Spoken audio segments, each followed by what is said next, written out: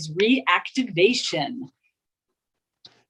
And reactivation, the ordinary definition of reactivation is restore something to a state of activity, bring back into action. Reactivation, the extraordinary definition, is to receive charge and give charge to an energetic exchange of excellence. Our quote that goes with this is, love is the extremely difficult realization that something other than oneself is real. Love is the discovery of reality. And I do have something I'm going to read out of that chapter. Do you want me to wait to do that?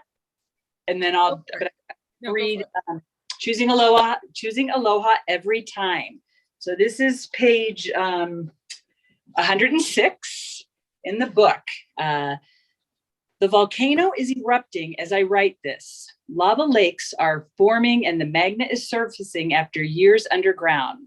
That which was unseen is becoming visible. The unconscious is becoming conscious. When this happens, transformation is born.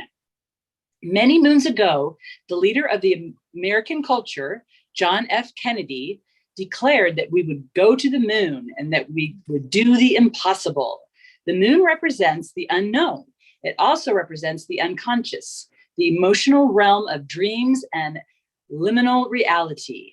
Many rallied together and supported the proposal. Many naysayers questioned the purpose, saying, let's tend to life on earth, the poverty, the addiction, the war. Yet we had to aim high to reach for the extraordinary, to find the sea of tranquility. This moonshot was an invitation to an extraordinary life. This moonshot nearly 50 years ago allowed the perfect alignment of the stars to create my natal chart. My parents celebrated in extraordinary fashion with 4 children under 10 running down the beach. It's New Smyrna. Betty and Dan saw the glow in the water as the waxing gibbous moon sat poised at the ultimate target.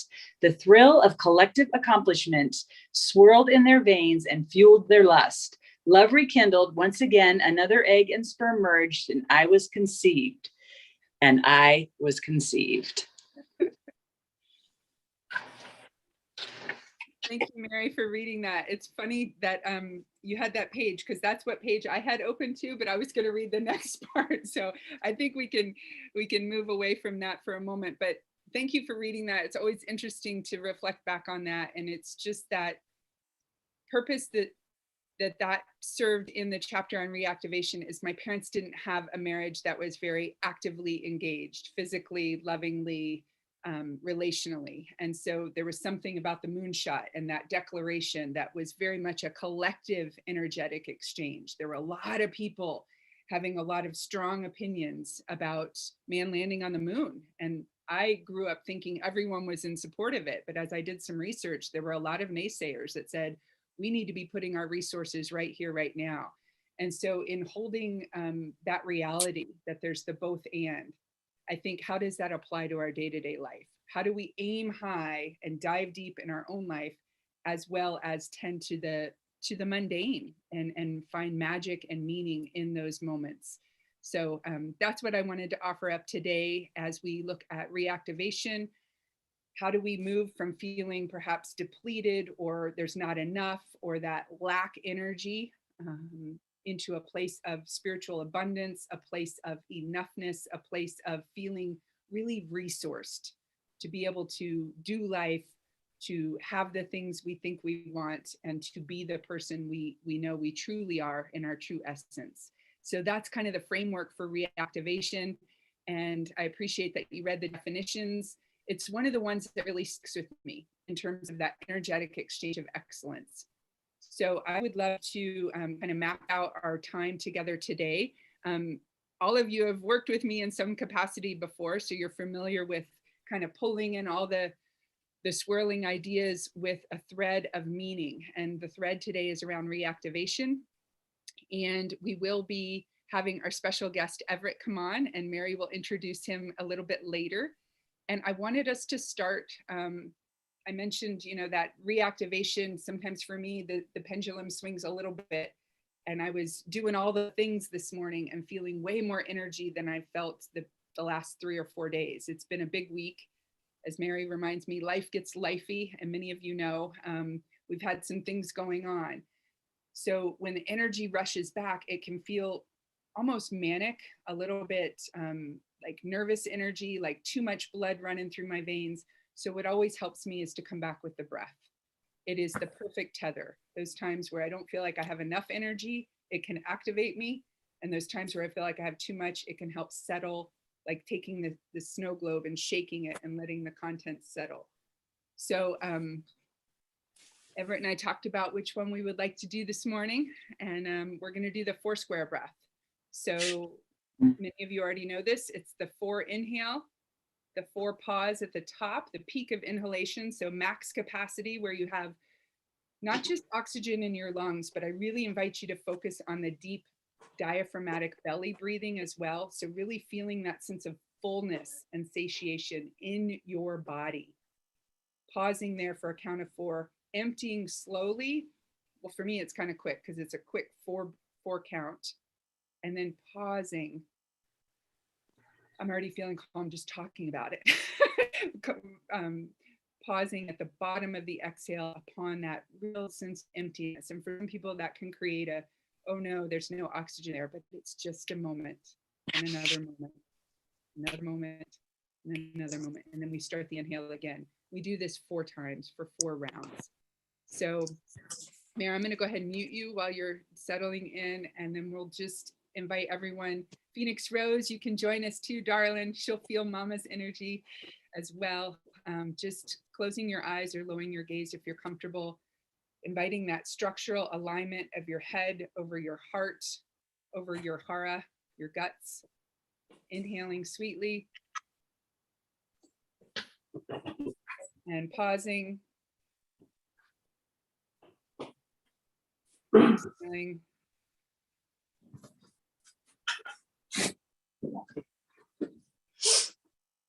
And pausing.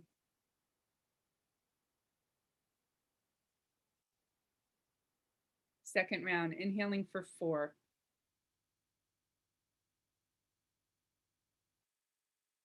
Pausing.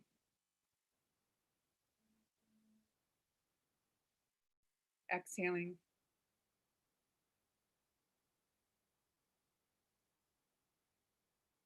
And pausing.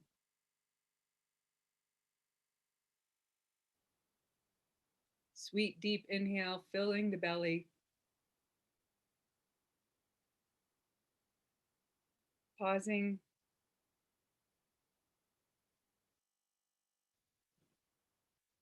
Exhaling.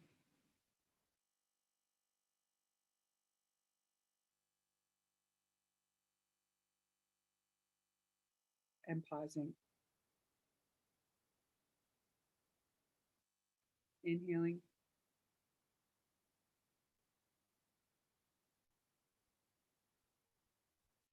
Pausing. Exhaling.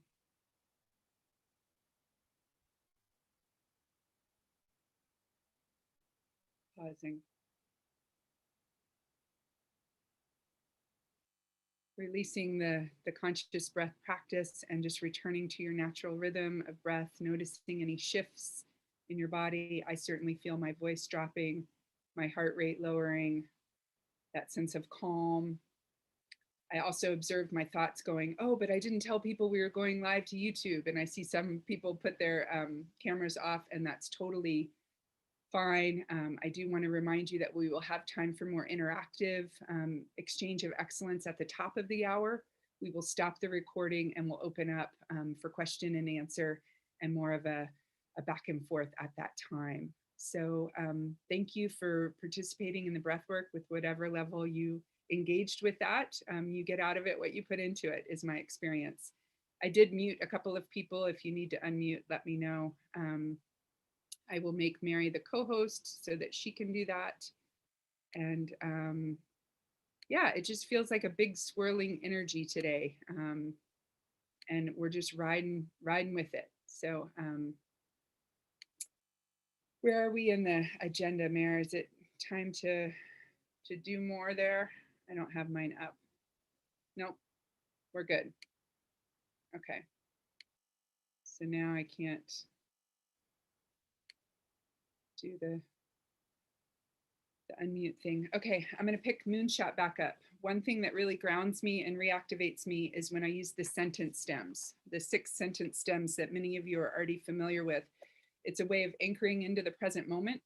As I'm sitting here, I'm experiencing, reflecting back on where I've been with where I'm from, looking at where I want to be and identifying that, identifying one thing I can do to help get me there, looking at what matters most in this moment, and then always grounding in appreciation of one thing I appreciate. And I don't always do those sentence stems in a particular order, but they really do serve to reactivate my thinking in terms of what can I let go of and surrender, and where can I put my action to be of maximum efficiency, maximum service, and really help get where I want to go. So this is from page 107. It just picks up where Mary left off, and it's where I'm from. My grandmother, my mom's mom, took care of me at 9 months old while my mom kept vigil at 2 hospitals. Mom was at Florida North Hospital for her husband, my father, who had had his first heart attack under the age of 40. My mom was at Orange Memorial, the other hospital, for her father, my grandfather, who had had his first mental breakdown requiring institutionalizing in 1970. My parents divorced several years later. My grandmother died from alcoholism, and my grandfather died from colon cancer. Where I'm from is a lot of heart, ranging from heartache and dis-ease to a powerful quality of love that surpasses my conscious understanding. The story I tell myself is that my ancestors lived and loved so hugely, sometimes it hurt. So much it hurt. As I'm sitting here, I'm experiencing terrific health of body, mind, and spirit. I feel my feelings intensely when they arise, and I ride the emotional wave to the shore. I feel it to heal it, while at the same time, I lead a purpose-driven life, and I don't let my feelings call the shots. I carefully train my mind to notice what stories I'm entertaining, which may prolong the emotional intensity. I'm curious about epigenetics, the study of biological mechanisms that switch genes on and off, as well as the quality of lifestyle to determine aspects of health. I take good care of my body. My body is host to a microbiome I respect and feed and care for lovingly. Where I'd like to be is reactivating women and men toward health, to be utterly free of heart disease and the accompanying mental anguish, to break from multi-generational transmission of heartache in all its iterations. This is my moonshot. I'd like women to name that heart disease is the #1 killer and tame that disease by owning their richness of emotional reality, but not letting it pummel them to harmful consequences. I'd like to be in a culture that recognizes the power of epigenetics to enhance our well-being. May we treat the whole being holistically, not just put time and effort into managing symptoms with medications or surgeries. I'd like wholesome lifestyles, healthy life living to be the norm. The trends of heart disease, diabetes, and cancer, as well as the epidemic of sleeplessness and chronic busyness, all of these diminish as a deeper knowing about the power of healing grows. What matters most is being here now and living in the now, the guts, the intuition, the internal guidance system. From this core place, I'm able to choose aloha over pilakia, no matter what. Pilakia is the drama and the trauma. Even with the lava flowing, destroying homes and creating new land, gratitude is a way of life here and is intimately connected with generosity.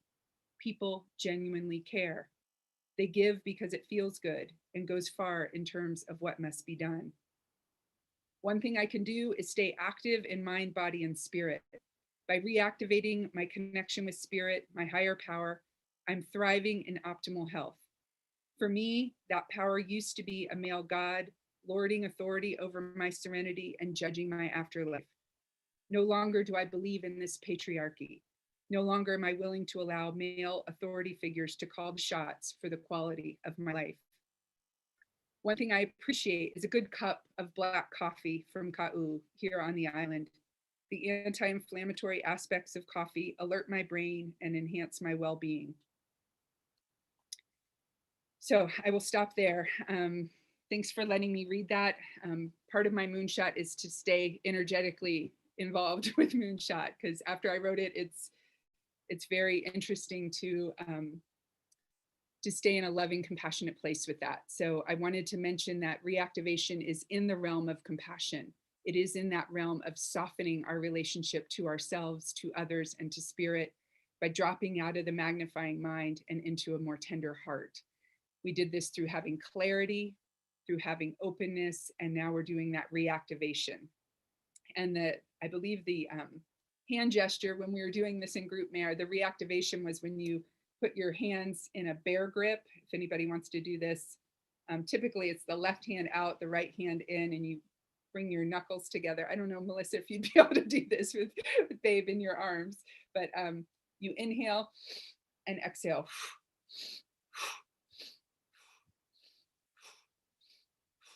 And what this does as you're pulling the hands, it's activating the heart center. Thanks for participating, Ev. Let's do it for a few moments. Inhale.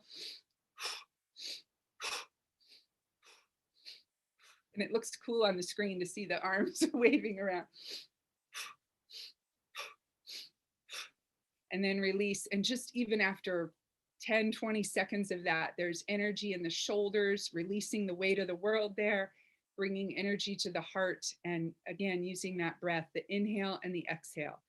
So for today's Power Hour, I really wanted to think about reactivation in terms of what are we consuming and receiving from out there, and what are we giving and putting out there in terms of that energetic exchange of excellence. So it is about 9:20. What's next on the agenda, Mare? Are we moving on to Ev? Does that sound good? Okay. Would you like to introduce him? I can't unmute you. Oh, yes, sorry. That's okay. I'm not used to the phone. And I haven't really been able to be on my computer all morning. It's a long story. So, but I'm going to wing it with Everett because I feel pretty passionate about him as a person. Everett is the oldest son of Amy and Mark. He's big brother to Toby. And what I know about Everett, what my experience with Everett is, he brings his whole self, his whole presence. Anytime I've interacted with Everett, which is really more than two handfuls by now. And he's fully present, very impressive in his presence. And what else I want to say is that I've always tend to hear, and I'm hearing it more, that, oh, our world, we're not going to have a world for our kids. And, I beg to differ. I believe that it's a self-centered, like this time is so special in the millennial of time that we are destroying it as these adult people. And I'm here to tell you, it is people like Everett that make me believe like these kids are going to invent vessels that aren't plastic. They're going to, it's like there's so much industry, there's so much passion, like this is their world and they're going to make it happen. And so Everett is one of those young ones. I've got enough of them in my life, but I believe the world will be okay because they will make it so. It is their world and I love them for it. So without further ado, Everett, let's go. Whoop, whoop. Hi. I'm so excited to be here today. I've been thinking about what I'm wanting to say about reactivation and just where to start. So I guess the first thing I want to do is, when I was starting to prep for this, I just looked up what the dictionary definition from Merriam-Webster is for reactivation, and it is the act or process of making something active again or becoming active again. So pretty self-explanatory there. I think we all could see that one coming, but I just wanted to kind of bring that in as a foundational block to start this little talk here today. And the next thing I want to do is kind of talk a little bit about what's been going on with me recently, because I think there was an email sent out about it, so some of you might have a little idea, but I'll try to condense this into a few minutes here. But the four of us, my mom and dad and brother, we went on a little vacation to the neighbor island of Kauai in early June, which was a really great getaway. We hadn't really traveled anywhere in close to a year and a half, so that was a rejuvenating experience, a reactivating experience in and of itself. But the day after we got back here and got home, I ended up in the ER at midnight with appendicitis and got my appendix removed, and that was a journey on its own. But while they were in there doing their operation, they also found a tumor on my liver. So that's been something that's going on in my life and the lives of those around me, and I kind of want to use that as a touchstone for how I go about talking about reactivation here today. So, when we look at reactivation as the act of becoming active once again, that's definitely been the case for me over these last 4 weeks or last month, I guess, since June 14th when I had my appendix removed. And obviously, there's a lot of physical reactivation and regrowth and regaining of strength that I've been doing and I'm still doing. I was told that I need about 4 weeks for everything to get back up to my pre-operation activity level. And then yesterday I actually flew over to Oahu for some more tests and appointments, and there I was told that it's going to be a lot more than 6 weeks, and that I've probably overdone a little bit of that. So I'm okay. No rips or hernias or anything like that. But in terms of my physical reactivation, it's definitely been becoming active once again. At first, it was just being able to sit up, and then being able to sit up without pain, lifting groceries, walking to regain some strength in my legs and lower half. And then I played a lot of soccer all of a sudden, started running, biking, and that's all been a large part of my physical reactivation. And I'm remembering last time I was here as a guest on one of these master classes, I was talking about the topic of repair. And I think it's a lot easier to dimensionalize and look at action and say, oh, that's repair, than it is to do that with reactivation. It seems like a little bit more of an obscure concept and process to be actually like, this is an example of reactivation and this is what it does. But I think that's largely in part just because reactivation isn't necessarily a word or concept we use in our day-to-day lives. It's not something we're as familiar with as repair. So that's not at all to say that reactivation is any less important. It's just more of an invitation for us to really look at it and be comfortable with everything we don't know about it, and realize that reactivation is a pretty wide scope and a lot of things can fit under it. There's plenty of places where reactivation and repair can overlap with one another, but there are plenty of places where they don't as well. So with that being said, I want to kind of look at how we break down reactivation and what it is. And I'm sure it will be many more things than everything I'm going to say, but this is kind of my take on it right now.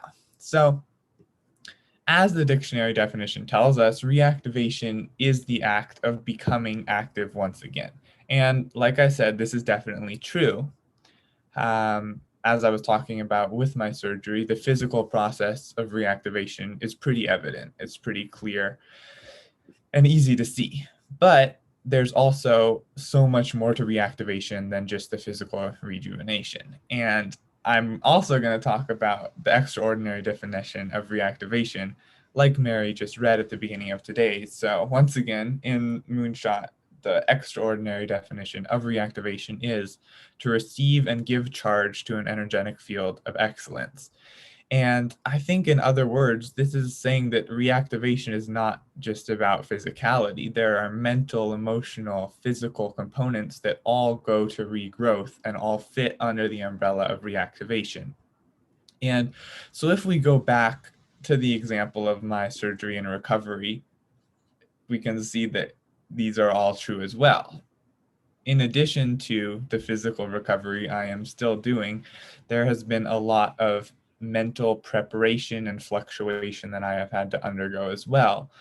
And I've this is one of those things where I've never mentally prepared myself for the possibility that I might have a tumor somewhere in my body. So just hearing about that was a shock at first. And then ever since then, it's kind of been a roller coaster along with my emotions of just trying to figure out where do I go next, and then coming back and being humbled because I don't know much about it yet. I'm still waiting on test results and all that.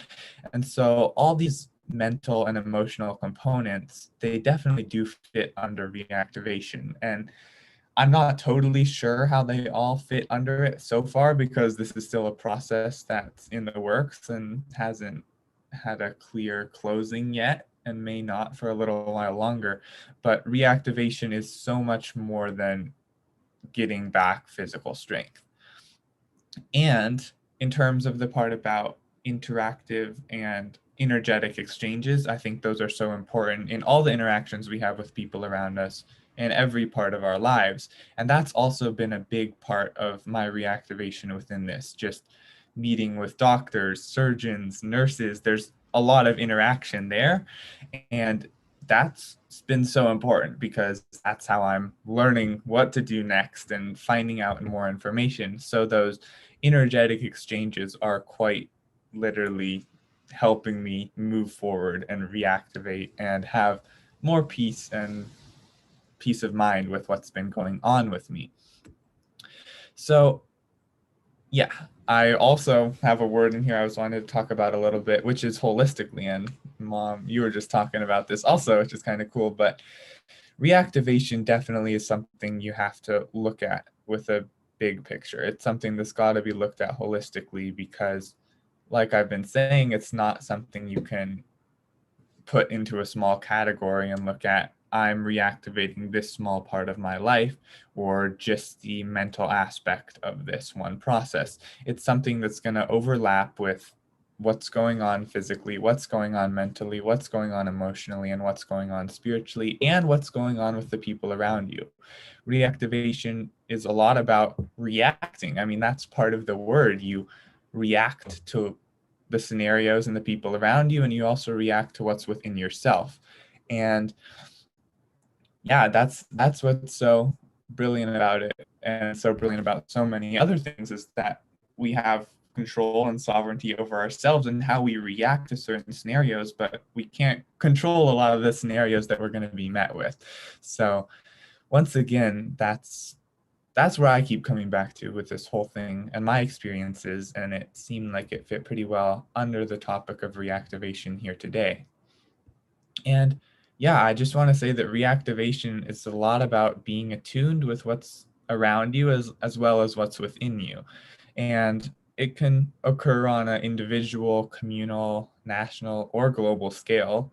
The example I've been talking about obviously has been pretty localized. I mean, it's not just affecting me, it's affecting those around me also, but it's been a pretty small scale process of reactivation in the larger scheme of things.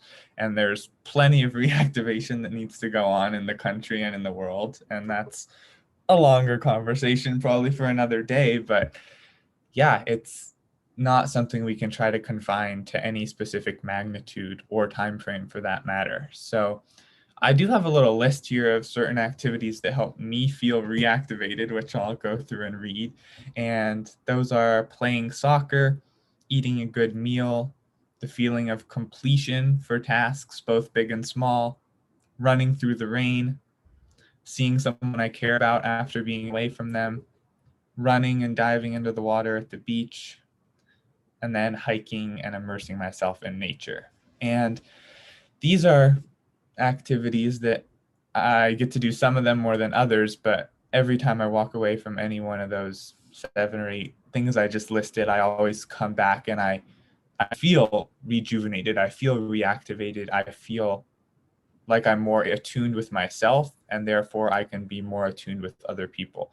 Because like so many of the distinctions outlaid in this book and my mom's work, you gotta start by being in touch with yourself before you can try to extend that to those around you. So I'm happy to answer questions or keep going, but that's kind of what I had prepared for the start there. Yeah. Mahalo, Everett. Thank you, my love. Good job. I learned so much from listening to you, and we have this energetic exchange of excellence. So thank you. I have comments and questions, but I want to open it up. If anybody else has anything first, feel free to unmute yourself, or let me see if I can see. Anybody have anything before I start? Okay. You talked about reaction as part of reactivation, and I love that. I hadn't thought about that, and I wanted to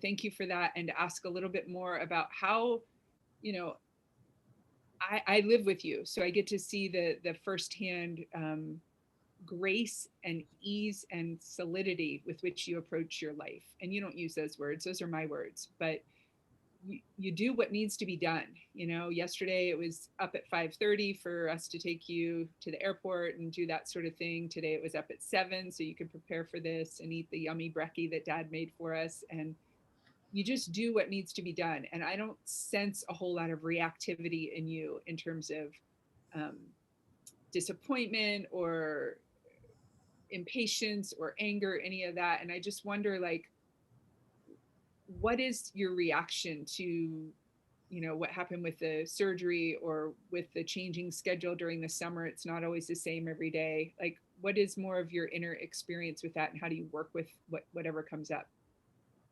Yeah, uh, for sure. I think, well, when I first was thinking about the word reactivation, I was thinking re and then activate, kind of how what goes more synonymously with the definition. And then I kind of thought, oh, it's react. That's the first part of the word there. And so this idea about reacting to our external and internal environments, I think the word reactivity has kind of garnered a little bit of a chaotic or even negative connotation. Oh, you're being so reactive, reactivity.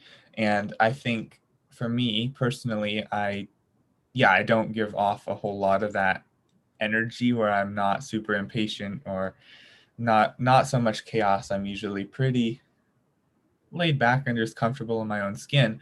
But that's not to say that there's not constant interplay with what's going on with me internally and everything around me. So with this experience, I was talking to Dad about this a little bit yesterday, but it's been a month now since I had the surgery, and we still don't know what the tumor is. I had an MRI done yesterday. I met with a liver specialist, but I feel like I'm just kind of in this extended period of unknown, and I haven't fully known how to approach it or begin to process it, just because I don't know what it is and I know so little about it. So in terms of my reaction to it, it hasn't been super prevalent. Like, it's definitely something that's been on my mind for sure, but I haven't formulated a super direct or yeah, I haven't formulated a super direct opinion, or opinion's not the right word there. I haven't let it move me around a whole lot, just because I don't know what's up. So I guess that by itself is a reaction or a decision to react less. Right. But I'm sure as we continue to find out more, there will be more specific and Right. yeah, I think there will be. Thank you, Ev. Let me see if I'm getting you. What I hear you saying is, it's not so much the opinion, but maybe the word is storyline or solidity around what it is, like, because it's so unknown and there's uncertainty there, that as I hear you, there just seems to be space, and not a whole lot of negative charge or negative connotation with the unknown. And I'm drawing a lot of connections here, and correct me if I'm wrong, but to me, that's that's your superpower, man. That's huge, to not be catastrophizing or negative thinking or projecting into the future tripping of what if, and you're grounded in the day. And like I was saying about your schedule, it shifts, or I've been approaching this, the story I've been telling myself is, let's ground in gratitude that it didn't happen. We were on the Nepali coast in Kauai, that we have medical insurance, that they found it, and that your schedule was more open this summer. And so just kind of grounding in that, so that I don't spin out. I tend to create more stories because the unknown can be a little more frightening to me. Whereas what I'm hearing with you is, I just don't know. I'm having energetic exchange with these doctors, nurses. I want to highlight for everyone listening that this is an opportunity, really for the first time in your life, in terms of a medical condition, to really take that further step in adulthood and autonomy. And in some of these systems, they see you as an adult and they make the appointments with you, and we can accompany you. But I even sat in the waiting room for one of these appointments, and that was new for me and new for you. And with that, there's a whole lot of gratitude, there's a whole lot of trust, and there's a whole lot of sweet surrender. And so that's how it's worked for me. And instead of hanging out in reactive of what does it mean, and you and I made some conscious choices, like, oh, let's Google search, what could it be? Let's limit how much time we go down that rabbit hole. Let's check in with each other about what we found, and really grounding in, what does support look like? And I asked if you wanted acupuncture or any alternative treatments in addition to going to see the Western Med doc. And you said, I don't really want acupuncture right now. Kind of been there, done that. It's not your jam, and that's okay. But you did take me up on the massage offer. So you've had a couple of massages. And I wonder if you could just say a little bit more about that, if any of that jumps out. Yeah, the connections you were making there definitely landed. I think that's spot on. And yeah, the massages have been, have been great. It's been a couple of years since I had them, but yeah, I've been feeling super relaxed with those. And I guess I guess just to maybe try to put it into even simpler terms, I just haven't had a whole lot of headspace go to it. Like, it's definitely been there, but it's like I don't want to put my time and energy into something that I don't know is going to pay off, or I don't see my energy and time paying off if I'm putting them somewhere where I don't know what's going to happen. So I've definitely been curious. I've been wanting to know more. There's definitely drive for that, and we have looked into what it could possibly be for sure. But I've been writing about it, and that's the way that's been good for me to process all sorts of things, just writing. And I'm gonna be interested to see, with whatever news we do get, how the reactivation goes from there, because while it definitely has been a process that's in motion right now, I can only imagine that once we have a more specific diagnosis and course of action, that the process of reactivation is going to be a little bit more clear, or maybe with the end in sight or something like that, it's going to be a lot easier to give it the headspace it deserves, because I know it does deserve it yet. It's just I haven't quite got to that point yet. But thank you. And what that brings up for me is, it will deserve more headspace or mental real estate, thought, preparation, care, consideration. But why go there until it's needed, is what I'm hearing. Like, there's a real discernment there. There's a distinction there. Everett, you live an extraordinary life. There's a reason you keep being my special guest on this show, and I keep asking. And I hope that our deep dive in this very personal thing, I want to thank you for your vulnerability and your courage to share about it. I had asked permission to send that email. I showed it to you before I pressed send. People are genuinely curious. I've had more energetic exchange with my email list and my beloved clients and friends than I've had before, because people want to know. They want to know who you are, what you do, how you respond and how you're doing, and the amount of love and light and prayers. And I know that's a realm where I'm more comfortable talking about in terms of the spiritual element of reactivation. And we're supported in this. And so my experience moving through this is feeling very resourced, and being able to use this format of exploring the distinctions of extraordinary living, I think is a beautiful anchor, a beautiful tether for helping me understand more fully how to support you, how other people can view this. I wanted to do a quick shout out that you've been doing some work for me this summer, building up an offering. And I'm wondering, this is a segue to reactivation for those parents and people out there who are interacting, that's the word, with kids. Can you tell people a little bit about what you've been up to in Kajabi? Yeah, for sure. I've been working on creating a new offering. I guess you could call it a course. It's more of a resource, but it's not done quite yet, but it'll be through my mom's Kajabi website, and it's called Connecting Parents Thriving Kids, and it pulls on a lot of the material and resources that she learned in graduate school at Imago, and it's gonna have probably about 5 or 6 different parts, and it's about parenting, but it's not anything that's going to come in and try to tell you how to parent. It's more about working on fostering those relationships and connections with your child so that there can be open communication, so that there can be trust, and so that the relationships in your own home or however that may look can be the best they possibly can. So yeah, that's in the works right now. I'm pulling together stuff and working on creating that. So that's exciting. Thanks, Everett. It's beautiful because it's pulling from Connected Parents Thriving Kids, and it's also weaving in these distinctions. Yeah. Because I believe you and I have a firm foundation in our resilience of how we get through things. It's interesting that Mary started reading about the volcano is erupting, and this week we had something similar, and we had a brush fire right near our house that looked like a lava flow. You know, that was written many, many moons ago in Moonshot, but this week we had that, and my level of reactivity and pacing and worry was great. And Everett, you were just, like, let's go look at it. Let's go in the car. Let's get a visual assessment of it.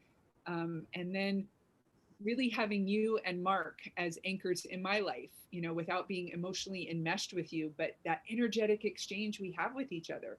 One thing I'm really struck by today as you talk about this recent change in your life with this appendectomy and the unknown diagnosis is you're aware how it affects those around you. And I think that's a beautiful awareness that perhaps a lot of adolescents don't have. I didn't have it when I was your age. When I was 17, it was all about me, and the world was going to hell back then too, Mary. And it was like, what can I do to fix it, and put the weight on my shoulders? And I didn't know how to deal with it. So I turned to some really unhealthy coping strategies to deal with that. So I was just really struck by your sensitivity to that, but not getting swept up in it. And so with the fire and being able to calm down, I just packed a bag and then went to bed, grounded in gratitude that we had a roof over our head, and we extended help to our friends if they needed it. They were more directly affected by the fire. My point in saying all this is we are building that distinction of extraordinary living in our own lives and with each other in this family, through trust, through focusing on our own business, through repairing when we need to repair, through having faith in whatever stories we tell ourselves about our life. And for me, that faith in a higher power, being able to then move into the realm of compassion and having clarity of mind by eating good foods, staying wildly hydrated, having movement, connecting in with nature, those sorts of things. And really being open to what is. And what you're talking about today is so enriched by this openness and this curiosity of, I don't know what's going on. And of course, I want more information, but I'm not going to really go there until I need to go there. And I think there's a lesson in there for all of us to be reminded of and to be inspired by. And so as we're wrapping up our time today, I wanted to go over some of my list, and Everett and I just did it right before the show. I asked him to pop on a Facebook Live and Instagram Live and we stood in the sun and we let that sunlight hit the back of our eyes. I don't know if you knew I was doing that. It was a little activation moment. Some of the time we get up and we just get going on our day and we don't connect in with natural sunlight. And then it affects our actual circadian rhythm, the physical energy that you were talking about during the day. We need that retinal sun bath for at least a few minutes, letting the sun. I try to take my glasses off. I've heard lately the neuroscientists say that doesn't really matter as long as the sun is getting to our eyes within that first hour of awakening. It gives that cortisol pulse. That's when we have the most hormone of cortisol, that stress hormone, which actually serves to activate us. It's just we get overstressed in the day-to-day life. And so that is one thing that I consume. I told you I was going to look at my list in terms of what do I consume and what do I give. I consume the sun on the back of my eyes in the morning. I consume some supplements, and I have a little list here, a little hydration station. I'm not a endorsed provider of consumer services, but I love this organic India tea. This is Tulsi Focus. It is stress relieving and magical. This one brings mental clarity and cognitive support. Clementine vanilla. I also take magnesium. I think magnesium is super important for our nerves. This is the magnesium calcium blend. It's a brand I've been using for a long time.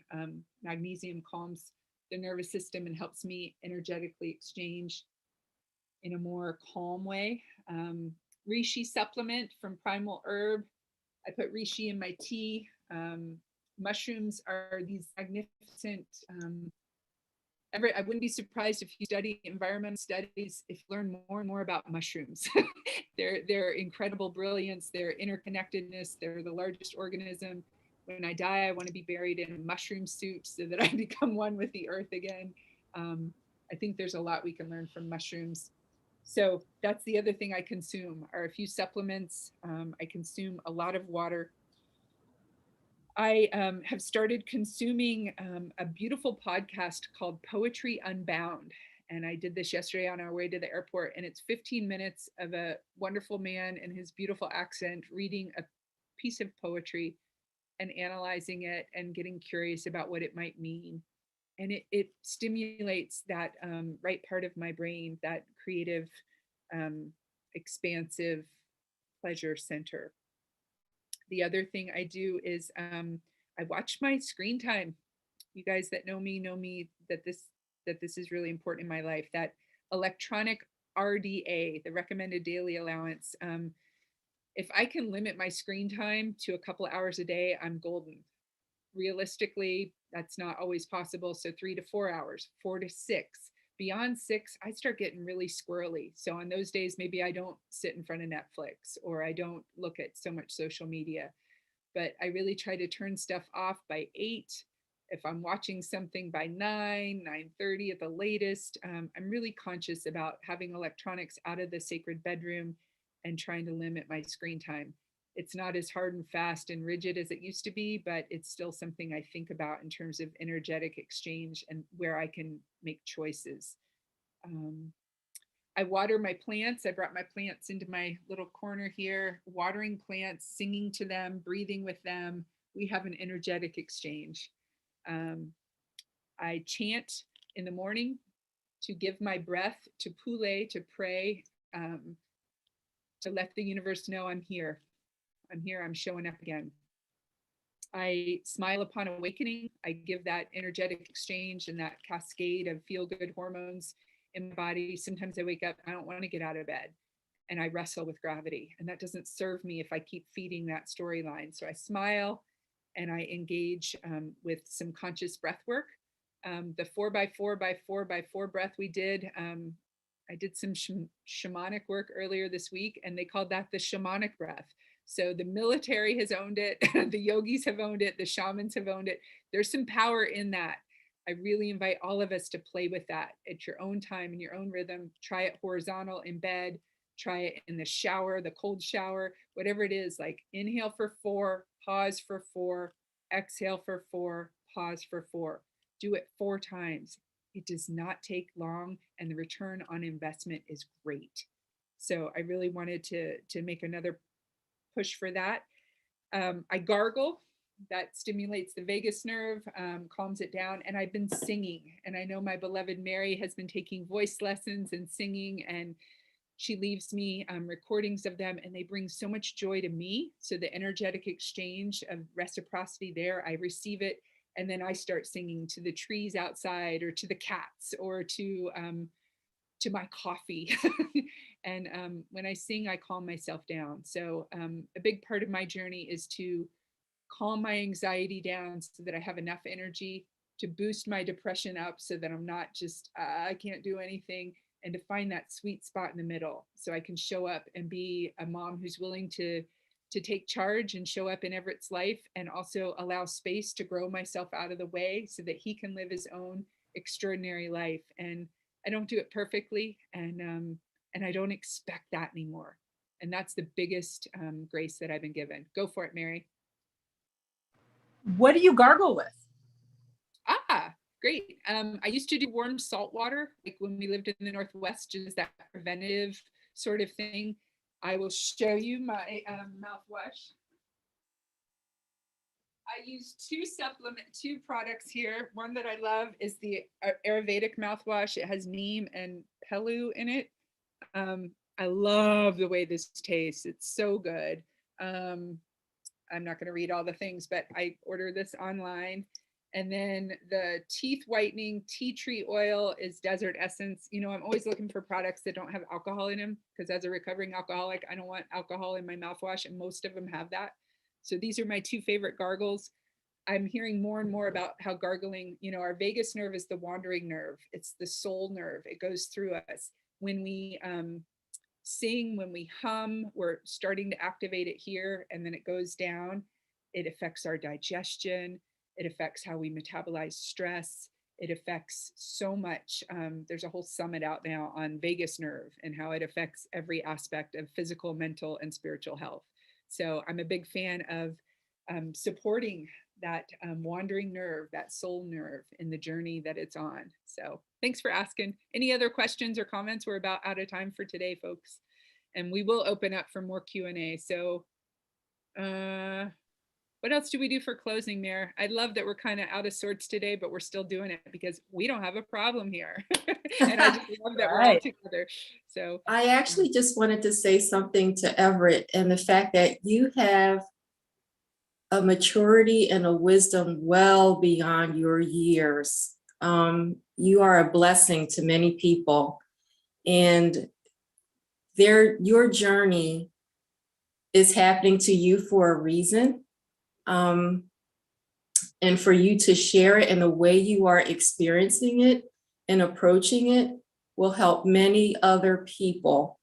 Their journey may not be health related. It could be something else. It could be, you know, them reactivating to relationships or whatever's going on in your life. But your journey is happening to you to help yourself, but also more importantly, I believe, to help other people. Thank you. Yeah, thank you. Beautiful, beautiful. Thank you. Anyone else before I pause the recording, the top of the hour? Melissa, anything you'd like to add?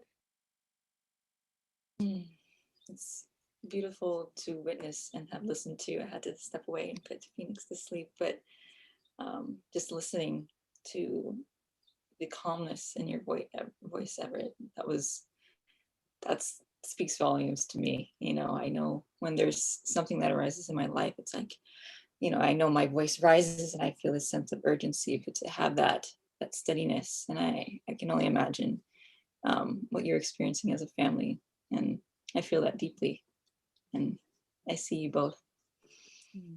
Thank you, Melissa. Thank you so much. Beautiful. Okay. All right. Mary, thank you for joining, even with power cord troubles. Thank you for showing up and being my steady nudge master to the nudge master. Did you want to add anything before I stop the recording? I just want to say real quick that Everett, yeah, I mean, you know, I think you're totally cool, and that's just awesome. And I really appreciated an update, but I would just wanted to share with people in case they could recognize their tendency. So when you talked about your, like a tendency might be where you're just staying solid, and but me, I would be more also drawing attention to myself. I think I see that when things are happening to people is they kind of turn it into this story, and that's super burning too. And I'm so grateful that you don't even, like, it didn't even come in your awareness. But that's what I've had to work on for my own self, and I've seen in people that I would just be like getting attention for that in this not good way, right? So I don't know, that just seemed important to mention, because especially if it resonates with somebody, that's something they can relate to. But that's something I could relate to. You didn't even say it. That's how little you relate to it, which is lovely, because it's a suffer in that attention getting way to turn something like that way. Yeah. Thank you, Mary. Good point. Good point. All right, we are going to keep the room open. Aloha, welcome from Canada, Annie. We just finished a beautiful masterclass. Tanya, hopefully you're still here. I'm going to stop the recording, but don't go anywhere, folks. If you can hang out, if you need to go, I totally understand. Yay.